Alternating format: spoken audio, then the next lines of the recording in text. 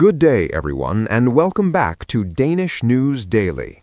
This is the question that's been haunting Denmark for over a year now, the question that palace officials refuse to address, and the question that's tearing public opinion absolutely apart. Did King Frederik betray his wife, his family, and an entire nation with that Madrid escapade? Because let's be brutally honest here, those photos showed behavior that millions of Danes found absolutely unacceptable from their future king, and the explanations we've received have been woefully inadequate. Subscribe right now and hit that notifications bell because we're diving deep into the betrayal question that Copenhagen desperately wants buried. Let's examine exactly what constitutes betrayal in this context, because the palace has been maddeningly vague about the whole situation. At minimum, Frederik betrayed the basic expectations of appropriate behavior for a married crown prince by spending an intimate evening alone with an attractive socialite in a foreign city. Even if we accept that absolutely nothing physical happened, which is the official position, the optics alone represent a profound betrayal of public trust. Danes expect their royals to be above reproach, to avoid even the appearance of impropriety, and Frederik spectacularly failed that test. Now let's talk about the betrayal of Queen Mary specifically, because this cuts even deeper than public disappointment.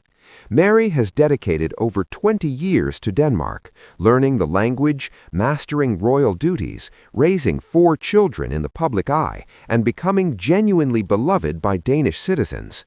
She's worked tirelessly to support Frederik's future kingship, and her reward was seeing photos of her husband looking remarkably comfortable with another woman splashed across international media. If that's not betrayal, then the word has absolutely lost all meaning. The details of that Madrid evening make the betrayal argument even more compelling. This wasn't a chance encounter or a brief public interaction that got photographed, unfortunately. Frederik and Genoveva Casanova spent hours together, dining privately, walking through Madrid's streets, visiting her apartment, and hitting nightclubs until 2 in the morning. He reportedly told his security detail to stay back, creating privacy that married men generally shouldn't need with women who aren't their wives. Every single choice Frederik made that evening prioritized his personal desires over his responsibilities to Mary, his family, and his country. Royal experts have pointed out that Frederik's behavior represents a particularly egregious form of betrayal because of his position.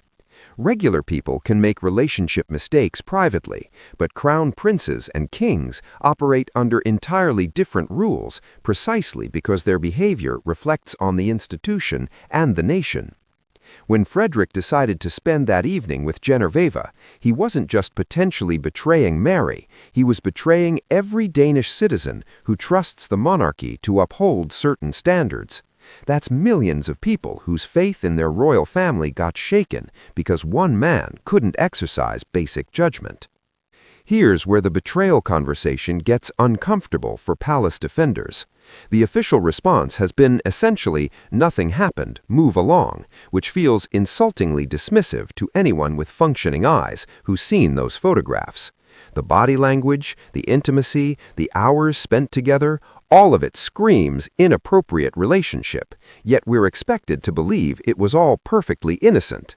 That explanation itself feels like another layer of betrayal, treating the Danish public like they're too stupid to recognize what they're seeing. Some commentators argue that focusing on betrayal is unfair without knowing the full story, that marriages are complicated, and that perhaps Frederik and Mary had some arrangement or understanding we are not privy to. But that argument fundamentally misunderstands why this matters. Even if Mary has privately forgiven Frederik, even if their marriage has weathered this storm, the betrayal of public trust remains absolute. The Danish people didn't sign up for a king whose judgment is this questionable, regardless of his private marital arrangements. The betrayal extends to Denmark's international reputation as well. The country is known for progressive values, gender equality, and strong family structures, yet their new king was photographed in circumstances that suggest he doesn't personally uphold those values. Other nations watched this scandal unfold, and Denmark's moral authority on the world stage took a hit. That's a betrayal of national interest that goes far beyond personal relationship drama. What makes this whole situation even more painful is that Frederik had everything: a beautiful wife, 4 healthy children, public affection, and a guaranteed throne. Thanks for watching Danish News Daily.